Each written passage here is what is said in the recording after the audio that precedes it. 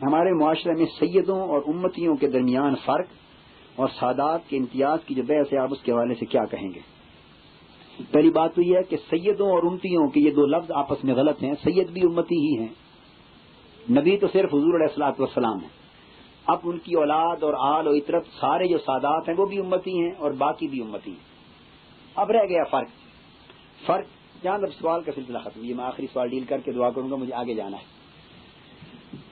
وہ time limitation کرنی پڑتی ہے، ورنہ کوئی آپ کے پاس بھی سوال کم نہیں ہے اور میرے پاس بھی جواب کم نہیں ہے. اللہ کا شکر ہے، دونوں کے پاس اللہ کا شکر ہے.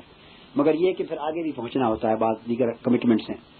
تو یہ بات ذہن میں رکھ لیں کہ فرق دو قسموں کا ہوتا ہے. ایک ہے فرق جس میں ریگارڈ اور رسپیکٹ انوالو ہوتی ہے، ایک ہے فرق جس میں لیگل کانسیپچول فرق انوالو ہوتا ہے. مثلا یہ فرق کرنا کہ سید کے لیے فلاں فلاں قوانین اور فلاں فلاں چیزیں نہیں اور غیر سید کے لیے ہیں، یا وہ سید ہونے کے ناطے ان قوانین سے مستثنا ہے، ان ضابطوں سے مستثنا ہے، یہ وہ کفر کرے، فسق کرے، فجور کرے، ڈاکہ کرے، چوری کرے، سید ہے تو وہ معاف ہے. یہ تصور اسلام میں نہیں. اس کے لیے حضور علیہ السلام نے فرمایا سمبولک طریقے پر کہ اگر سیدہ عالم حضرت فاطمۃ الزہرا رضی اللہ تعالی عنہا میری صاحبزادی کے لیے بھی یہ بات ثابت ہو گئی تو حکم قطع ید کا اس کے لیے بھی دوں. اس لحاظ سے سید اور غیر سید انسانی معاشرے میں برابر ہے. اور ان اکرمکم عند اللہ اتقاکم، اور اللہ کے ہاں برگزیدہ وہی ہے جس کے پاس تقوی اور دینداری ہے. دوسرا فرق ایک الگ ہے جس میں ویلیوز، ہیومن ویلیوز میں آتا ہے. جس طرح بیٹا باپ کی تکریم کرتا ہے باوجود اس کے کہ باپ اگر ڈاکو ہو اور بیٹا متقی ہو تو وہ اس کے ڈاکہ زنی کو نہیں دیکھتا، اپنے تقوی کو نہیں دیکھتا، مگر بیٹے اور باپ کا ایک رشتہ ہے اس کا حیا کرتا ہے. شاگرد استاد کی تعظیم کرتا ہے باوجود اس کے کہ شاگرد علم پڑھ پڑھ کے بہت آگے بڑھ جائے اور استاد وہیں پرائمری کلاس کا استاد اگر رہے، مگر استاد کا ایک ریگارڈ ہے بطور استاد کے. علم کا تفاوت ہے. تو یہ دونوں میں آپ فرق سمجھے.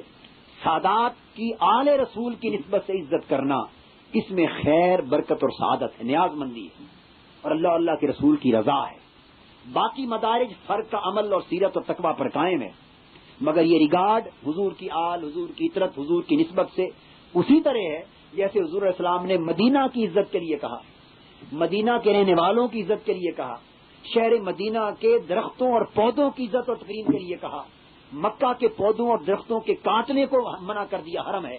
تو جس طرح ان شہر کے اندر جن درختوں اور در و دیوار کو جو ایک نسبت ہے، تو اس نسبت کا بھی ایک حیا اور ادب ہے محض کہ حضور علیہ السلام کے شہر کے درخت ہیں.